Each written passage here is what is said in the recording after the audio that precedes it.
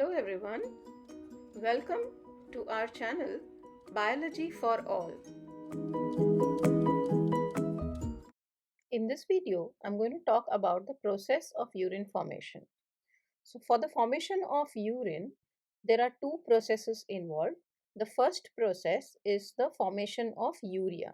Urea is formed in the liver, which is then excreted by the kidneys. So in the liver, carbon dioxide, ammonia and water combines together to form carbamyl phosphate. This carbamyl phosphate enters the ornithine cycle, or it's also called as the Krebs-Hanslitt cycle. The carbamyl phosphate which had entered the cycle now gets converted to form the urea. This urea is transported by the blood, and in the kidneys it is excreted out in a process that is the urine formation called as uropoiesis. Uropoiesis or urine formation involves three processes: glomerular filtration, tubular reabsorption, and the tubular secretion. Before we get to know the details of these processes, let us first have a look at the two types of nephrons that are present in the kidney. As we have discussed in the previous video, there are two types of nephrons, that is the juxtamedullary nephron and the cortical nephron. Juxtamedullary nephrons form 15% of the total nephrons in the kidney, and it is placed in such a way that it is in the cortex as well as in the medulla, which has a very long loop of Henle. The glomerulus of these nephrons are towards the inner margin of the cortex, and they have a very prominent vasa recta. They are responsible for controlling the plasma volume, that is, when there is less amount of water, then they control the urine formation. Whereas the cortical nephrons form about 85% of the total nephrons, and they have a very short loop of Henle. These nephrons are also involved in the control of blood plasma volume, but they are not responsible for conservation of the water.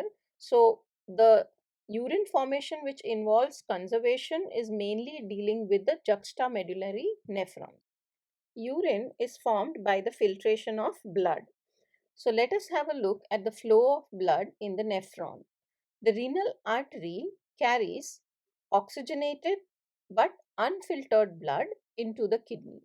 It then forms branches, and the efferent arteriole enters inside the Bowman's capsule to form the glomerulus. So, glomerulus, as we know, is a tuft of capillaries. This then comes out in the form of efferent arteriole. The efferent arteriole further forms branches on the PCT and DCT, that is the peritubular capillaries. It further moves down to the loop of Henle to form the vasa recta, and then forms the venules, which then join to form the renal vein that comes out of the kidney. Now, this renal vein carries oxygenated and filtered blood. Filtration of blood happens between the glomerulus and the Bowman's capsule, which leads to the filtered part moving into the PCT and DCT. So, from this filtered substances, there is reabsorption of the useful substances by the peritubular capillaries, and water is further reabsorbed in the vasa recta.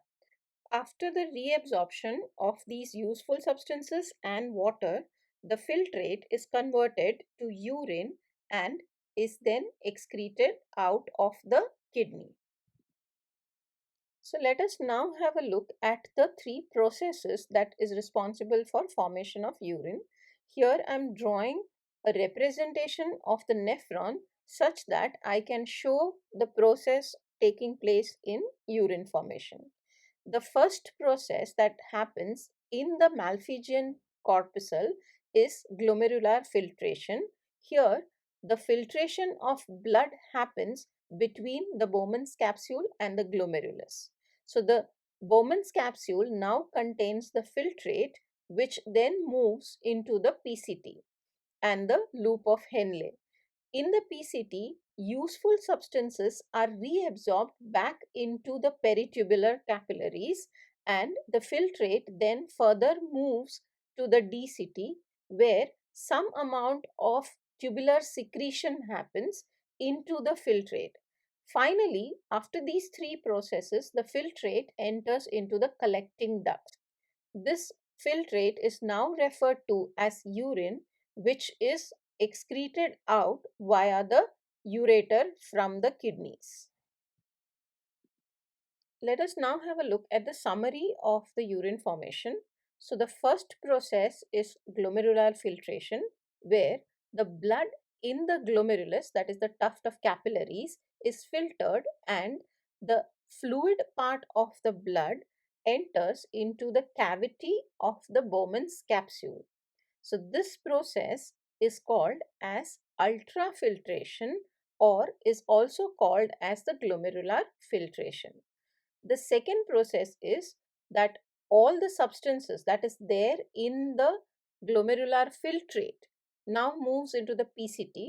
So the necessary substances and water is taken back or reabsorbed from the filtrate in the PCT to the capillaries, that is the peritubular capillaries. So this process is what we call as selective reabsorption, or it is also called as tubular reabsorption. The last part in the urine formation is tubular secretion. This involves the movement of toxic substances from the peritubular capillaries and the interstitial fluid, that is the peritubular capillaries that is near the DCT, as this process happens in the DCT.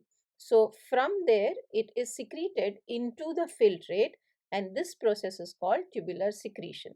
So this is the summary of urine formation.